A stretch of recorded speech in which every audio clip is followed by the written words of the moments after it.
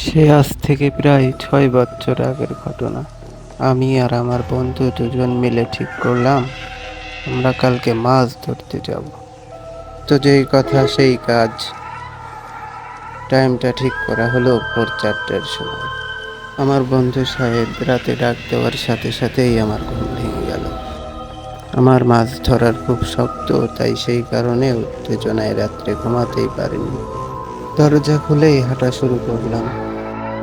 আমি শুনেছিলাম গভীর রাতে কেউ ডাকলে ৩ বার ডাকার পরে সাড়া দিতে হয়। কত কিছু মনে ছিল না। রাস্তায় চলার সময় ও শুধু আমার পিছে পিছে হাঁটতেছিল।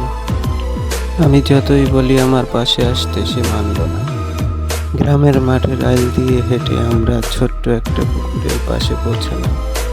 পুকুরে শুধু কাদায় ভর্তি ছিল, তাই আমরা হাতড়িয়ে হাতড়িয়ে মাছ ধরতে শুরু করলাম।